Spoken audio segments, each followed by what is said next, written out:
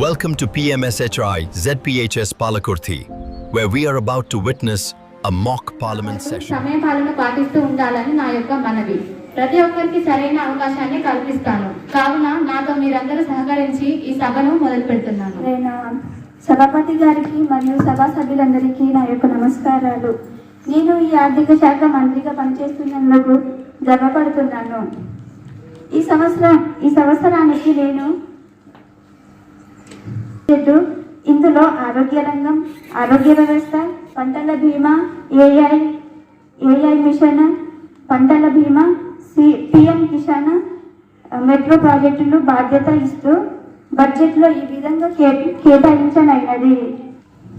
విద్యకు 1,28,650 కోట్లు, ఆరోగ్య రంగానికి 98,777 కోట్లు, వాణిజ్య పరిశ్రమలు 65,543 కోట్లు, సామాజిక సంక్షేమం 60,052 కోట్లు, వైజ్ఞానిక రంగానికి 57,600 కోట్లు. ప్రభుత్వానికి ఆదాయం ఈ రంగాలలో వస్తుంది అని అంచనా వేస్తున్నాం. ఇన్కమ్ ట్యాక్స్ 22%, కేంద్ర ఎక్సైజ్ డ్యూటీ 5%, జిఎస్టీ ఇతర పన్నులు 5%, కార్పొరేషన్ ట్యాక్స్ 5%, కస్టమ్స్ డ్యూటీ ద్వారా 4%, క్యాపిటల్ రిసిప్ట్స్ ద్వారా 7%, పన్నేతర ఆదాయం 9%, అప్పులు ఇతర మార్గాల ద్వారా 24%. ఈ విధంగా ఆదాయం 100కు ఇన్ని శాతాల వరకు వస్తుంది. గత ప్రభుత్వంలో 4% అభివృద్ధి సాధించారు. మా ప్రభుత్వంలో 6% అభివృద్ధి సాధించాము. అధ్యక్ష, ఇంతటితో ముగిస్తున్నాను. ధన్యవాదాలు. సభాపతి గారికి మరియు సభా సభ్యులందరికీ నా నమస్కారాలు. నేను వ్యవసాయ మంత్రిగా ఈ దేశానికి సేవలు అందిస్తున్నందుకు గౌరవపడుతున్నాను. రైతే రాజు కావాలన్న ఆకాంక్షతో ఈ ప్రభుత్వం పనిచేస్తుంది. జై జవాన్ జై కిసాన్ అనే నినాదాన్ని ఇచ్చిన లాల్ బహదూర్ శాస్త్రికి ఆశయానికి అనుభవంగా రైతులు సంక్షేమానికి ఈ ప్రభుత్వం కట్టుబడి ఉన్నది. ముఖ్యంగా ఈ అంశాలకు మేము ప్రాధాన్యత ఇస్తున్నాం. అధ్యక్ష, రైతు ఉద్యమాన్ని రెట్టింపు చేయడానికి చర్యలు తీసుకుంటున్నాం. రైతులకు ఉచితంగా బీమా, కనీస మద్దతు ధర ఎంఎస్పీ కల్పిస్తున్నాం. అధ్యక్ష, వ్యవసాయం రంగంలో డ్రోన్లు, ఏఐ అనే ఆధారిత పద్ధతులను ప్రవేశిస్తున్నాం. రైతులకు సరియైన నీటి వనరులను కల్పించడానికి ప్రయత్నిస్తున్నాం. పిఎం శ్రీ కిసాన్ పథకం ద్వారా రైతు కథకు నేరంగా నిధులను జమ చేస్తున్నాం. ఈ పై కార్యక్రమాలను అమలు మీ అందరి సహకారంతో అందించవలసిందిగా కోరుతూ ముగిస్తున్నాను. సభాధ్యక్షులకు అలాగే సభలోని గౌరవనీయ సభ్యులందరికీ నా యొక్క నమస్కారములు. నేను ఆరోగ్య శాఖ మంత్రిగా పనిచేస్తూ చాలా గర్వపడుతున్నాను. మా ఆరోగ్య శాఖ ప్రధాన లక్ష్యం ఏమిటంటే ప్రతి పౌరునికి సురక్షితమైన, నాణ్యమైన ఆరోగ్య సేవలను అందించడమే. గ్రామీణ ప్రాంతాల నుండి పట్టణాల వరకు వైద్య సదుపాయ సేవలను అందించడమే మా లక్ష్యం. మేము ఆరోగ్య భారతం, సుస్థిర భారతం అనే లక్ష్యంతో ముందుకు సాగుతున్నామని సభాముఖంగా తెలియజేస్తూ ముగిస్తున్నాము. సాంకేతిక శాఖ మంత్రి గారిని వారి యొక్క ప్రగతిని ఈ సభకు వివరించవలసిందిగా కోరుతున్నాను. సభ్యులందరికీ నా యొక్క నమస్కారాలు. నేను సమాచార సాంకేతిక మంత్రిగా చాలా సంతోషంగా ఉన్నాను మరియు నాకు ఇంతటి అవకాశాన్ని ఇచ్చిన ప్రధానమంత్రి గారికి మరియు ప్రజలకు ధన్యవాదాలు తెలుపుతున్నాను. అధ్యక్ష, మా ప్రభుత్వంలో ఏఐ అనగా ఆర్టిఫిషియల్ ఇంటెలిజెన్స్ ద్వారా ఎన్నో పనులు చాలా సమర్థవంతంగా చేయగలుగుతున్నాం. వాటిల్లో ముఖ్యంగా విద్యారంగంలో అనగా ప్రతి ప్రభుత్వానికి ప్యానల్ బోర్డ్స్ సరఫరా చేయడం జరిగింది. విద్యారంగంలో ఏఐ ద్వారా చాలా రోగాలను మందులు మరియు ట్రీట్మెంట్ అందించడం జరుగుతుంది. మన దేశం జీడిపిలో 4వ స్థానం ఉండడానికి ప్రధాన కారణం ఏఐ ద్వారానే వచ్చింది. ఏఐ టెక్నాలజీ ద్వారానే వస్తుంది. ఇవన్నీ మా ప్రభుత్వంలోనే సాధ్యం చేయగలుగుతున్నాము. మరియు ప్రతి పాఠశాలకు కంప్యూటర్ సరఫరా చేయడం జరిగింది. దీనివల్ల మన దేశం టెక్నాలజీ పరంగా అభివృద్ధి చెందుతుందని తెలియజేస్తున్నాను. మన దేశంలో ఇంతకుముందు 5% క్రైమ్ రేట్ ఉంది, కానీ ఇప్పటికీ 1%కి తగ్గింపబడింది. ఇది మా ప్రభుత్వంలోనే జరిగింది. దేశంలో 2025 ఐటీ రంగంలో ఎక్స్పోర్ట్ యుఎస్ డాలర్స్లో $8.88 బిలియన్ ఉంది కి పెంచడానికి కృషి చేస్తున్నాం. ఐటీ పార్క్స్ నిర్మాణానికి ప్రభుత్వం పలు రంగాలుగా సహకరించాలని ఆశంలో 6G 7G సేవలు భవిష్యత్ రంగానికి తీసుకోవడానికి కృషి చేస్తున్నాను.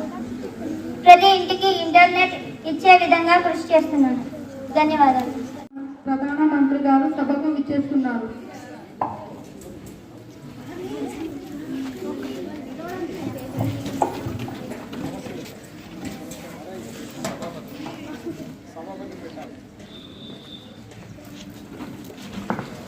పలుకుతున్నాను.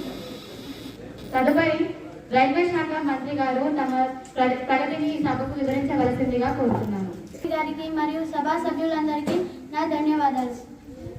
అధ్యక్ష, నేను రైల్వే మంత్రిగా పనిచేస్తున్నందుకు ప్రధానమంత్రి గారి అవకాశం ఇచ్చిన ప్రజలకు ప్రధానమంత్రి గారికి ధన్యవాదాలు తెలుపుతున్నాను. అధ్యక్ష, ఈ సంవత్సరం రైల్వే శాఖ ఈ అంశాలను పూర్తి చేయాలని నిర్ణయిస్తున్నాం. 4500 కిలోమీటర్ల మేరకు విద్యుదీకరణ పూర్తి చేస్తామని, రైల్వే భద్రతకు 1.14 లక్షల కోట్లు ఖర్చు పెడతాము.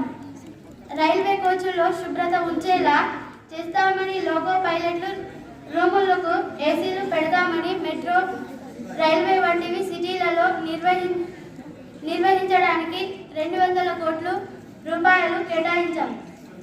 కొత్తగా తెలుగు రాష్ట్రాలలో వందే భారత్ రైలు సికింద్రాబాద్ టు విశాఖపట్నంకు ప్రవేశపెడుతున్నాము. ముంబై నుండి అహ్మదాబాద్ వరకు బుల్లెట్ ట్రైన్ ప్రవేశపెడుతున్నాము.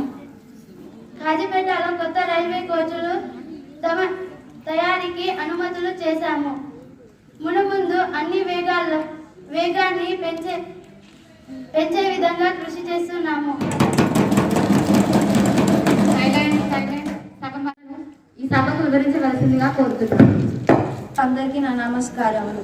ఈరోజు మన దేశం యొక్క విద్యా రంగంలో కొత్త దశను పునాది వేస్తున్నాం. అధ్యక్ష, మన ప్రభుత్వానికి ఎక్కువ గౌరవంగా భావిస్తున్నాను. అధ్యక్ష, మేము పాఠశాల అభివృద్ధి కోసం PMC పాఠశాలలు 250 కోట్లు కేటాయించినాం. అధ్యక్ష,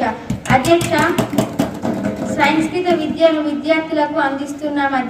డిజిటల్ తరగతులను మధ్యాహ్నం భోజనాన్ని కూడా అందిస్తున్నాం. అధ్యక్ష, మన సమాజానికి అవసరం అయిన చదువు. ప్రతి యువతికి యువతులకు సమానమైన అవసరాలు కల్పించే మన ప్రభుత్వం దేశం. మన విద్యార్థులకు NEP 2020 కొత్త దశలో అడుగు వేస్తున్నాం. అమలు చేయడానికి కృషి చేస్తున్నాం. అధ్యక్ష, అంశాలు ప్రతి పిల్లవాడికి న్యాయమైన విద్యను అందిస్తున్నామని కోరుతూ ముగిస్తున్నాను. ఈ సభకు వివరించవలసిందిగా ఆ శాఖ మంత్రి గారిని కోరుతున్నాను. సభాపతి గారికి, ప్రధానమంత్రి గారికి మరియు సభా సభ్యులందరికీ నా యొక్క నమస్కారాలు. రవాణా శాఖ మంత్రిగా పనిచేయడం నాకు చాలా సంతోషంగా ఉంది. అధ్యక్ష, మన దేశ ఆర్థిక అభివృద్ధిలో రవాణా వ్యవస్థ కీలక పాత్ర పోషిస్తుంది. కేంద్ర ప్రభుత్వం ప్రజల కోసం ఎన్నో రవాణా విధానాలు మార్పులు తీసుకురావడానికి కట్టుబడి ఉంది. అవి రోడ్ల అభివృద్ధి. అధ్యక్ష, భారతమాత ప్రాజెక్ట్ కింద ఈ సంవత్సరం 12,000 కిలోమీటర్లు కొత్త జాతీయ రహదారులు నిర్మించబడ్డాయి. మన లక్ష్యం సురక్షిత మరియు సుస్థిర రవాణా వ్యవస్థ ప్రతి పౌరుడికి సులభంగా ప్రయాణించే అవకాశం కల్పించడం కేంద్ర ప్రభుత్వం ప్రధాన ధ్యేయం. ప్రతి 24 గంటలకు 3 నుండి 6 కిలోమీటర్ల నేషనల్ హైవేస్ రోడ్లు వేయబడుతుంది. ధన్యవాదాలు అధ్యక్ష.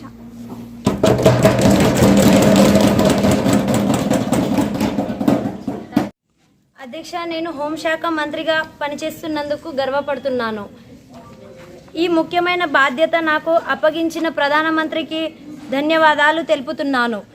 నేను ఈ శాఖ పరంగా దేశ భద్రత, అంతర్గత వ్యవస్థ, శాంతి భద్రత పరిరక్షణ, ఉగ్రవాద నియంత్రణ, పోలీసులకు ఆధునిక సౌకర్యాలు కల్పించుట, సైబర్ నేరాల నియంత్రణ వంటి చర్యలను దేశ రక్షణ కాపాడడానికి దేశ సరిహద్దు కట్టదిట్టమై ఏర్పాట్లు చేస్తున్నాం. జమ్మూ కాశ్మీర్ను 2026 లోపున నక్సలిజాన్ని పూర్తిగా తుడిచివేసుకొని దేశ అభివృద్ధికి బాటలు పరంగా సమర్థవంతంగా నిర్వహిస్తానని సభకు తెలియజేస్తున్నాను. ధన్యవాదాలు అధ్యక్ష.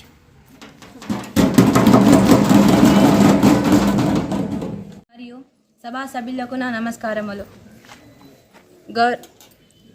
ఆరోగ్య శాఖ మంత్రి అనుమతి మేరకు నా సందేహాన్ని తెలుపుతున్నాను. అధ్యక్ష, మన దేశంలో ఆరోగ్య రంగానికి ఎంత బడ్జెట్ కేటాయించారు? గౌరవనీయుల సభాపతి గారు, మన దేశంలో ఆరోగ్య రంగం ప్రజలకు చాలా ముఖ్యమైనది. గ్రామీణ ప్రాంతాలలో వైద్య ఆసుపత్రులు, సదుపాయాలు మరియు వైద్య సిబ్బంది కొరత చాలా ఉన్నది. ఈ సమస్యకు కేంద్ర ప్రభుత్వం ఎలాంటి చర్యలు తీసుకుంటుంది తెలపవలసిందిగా ఆరోగ్య శాఖ మంత్రివారిని కోరుతున్నాము. అధ్యక్ష, మా ప్రభుత్వం ఉన్నప్పుడు మేము గ్రామీణ ప్రాంతాలలో ప్రభుత్వ ఆసుపత్రులు కట్టించాము. మరి ఈనాటి ప్రభుత్వం ఏం చేస్తుంది? గ్రామీణ ప్రజలు చాలా ఇబ్బందుల పాలవుతున్నారు. వాళ్ళకి దగ్గరలో ప్రభుత్వ ఆసుపత్రులు లేక చాలా ప్రాణాలు పోతున్నాయి. మరి వీటికి ఈనాటి ప్రభుత్వం ఏం చేస్తుంది అధ్యక్ష? తెలపవలసిందిగా కోరుతున్నాను. ప్రతిపక్షాల వారు అడిగిన సందేహానికి నేను నివృత్తి చేయాలనుకుంటున్నారు. అధ్యక్ష, గ్రామీణ ప్రాంతాల్లో మరియు గిరిజన ప్రాంతాల్లో వైద్య సేవలు మరియు పెంచడానికి పలు పథకాలు అమలు చేస్తున్నాం. ఇందులో భాగంగా ఆయుష్మాన్ పథకం ద్వారా ప్రతి పేద కుటుంబానికి 5 లక్షల వరకు ఉచిత వైద్యాన్ని అందజేస్తున్నాం. ఇందులోనే భాగంగా ప్రతి గిరిజన ప్రాంతానికి ఒక ప్రాథమిక ఆరోగ్య కేంద్రాన్ని ఏర్పాటు చేస్తున్నాం. అలాగే టెలిమెడిసిన్ ద్వారా వివిధ ప్రాంతాల వారికి వైద్య సదుపాయాలు అందజేస్తున్నాం.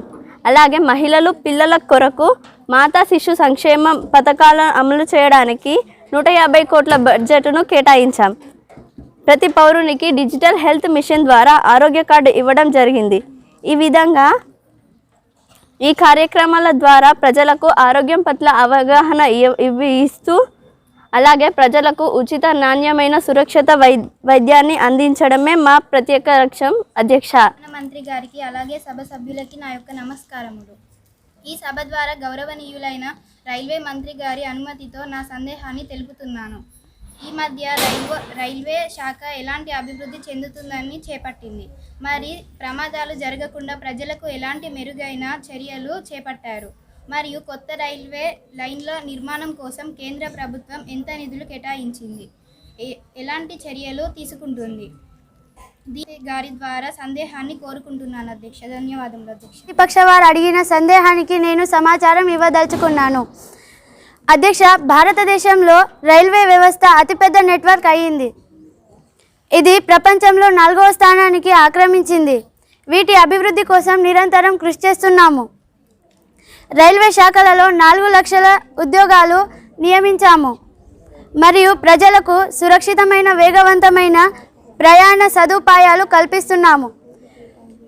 ట్రాకుల మరమ్మత్తు, సిగ్నల్ వ్యవస్థ మెరుగుపరచడంలో రైల్వే సిబ్బందికి శిక్షణ ఇస్తున్నాం. అధ్యక్ష, ప్రతి రైల్వే స్టేషన్లో CCTV ద్వారా పర్యవేక్షణ వంటి తీసుకుంటున్నాము. ఎస్కలేటర్లు, వైఫై, డిజిటల్ టికెట్ బుకింగ్ వంటి సదుపాయాలు కల్పిస్తున్నాం. అధ్యక్ష, స్వచ్ఛ రైల్ స్వచ్ఛ భారత్ కార్యక్రమం కింద స్టేషన్లు మరియు రైళ్లలో శుభ్రతను కాపాడుతున్నాం. విశ్రాంతి భవనాలను నిర్మించడానికి 60 కోట్లు కేటాయించాము. ఎమర్జెన్సీ హెల్ప్ లైన్ను అందుబాటులోకి తెచ్చాము. కొత్త లైన్లు, చిన్న స్టేషన్లు ఏర్పాటు చేస్తున్నాము.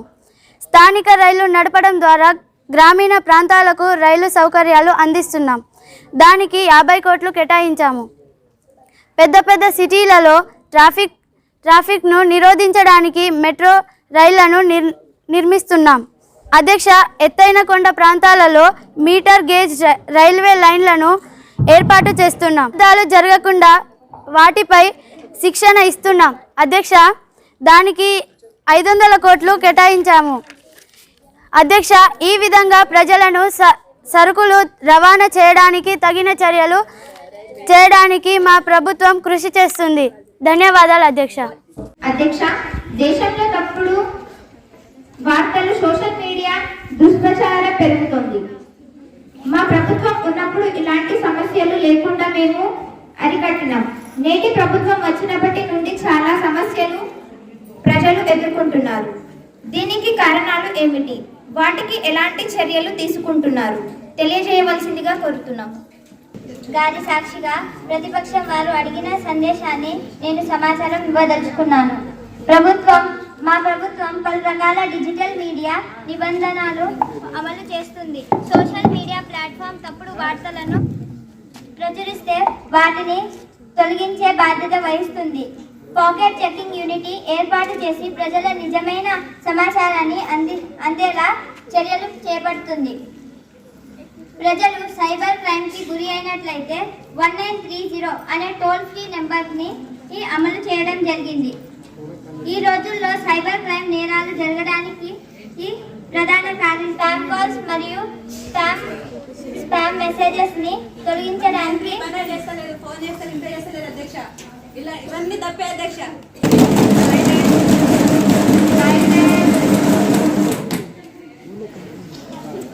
చెప్పండి. ఇప్పటి నుంచి అలాంటి తప్పులు జరగకుండా చూసుకుంటానంటున్నాను అధ్యక్ష. మరియు ఈ నెంబర్ ఇప్పటి నుంచి ప్రవేశపెడుతున్నాము. ఈ నెంబర్ అందరికీ అందుబాటులో ఉంటుందని తెలుపుతున్నాను అధ్యక్ష. ధన్యవాదాలు. సందేహాన్ని నివృత్తి చేసుకున్నాను. ఇంకెవరికైనా సందేహాలు ఉంటే వారిని అడిగి మీ సందేహాన్ని నివృత్తి చేసుకోగలరు. సభాపతి గారికి మరియు ప్రధానమంత్రి గారికి మరియు సభ సభ్యులందరికీ నా నమస్కారాలు. అధ్యక్ష, మీ యొక్క అనుమతితో నా సందేహాన్ని తెలుపుతున్నాను.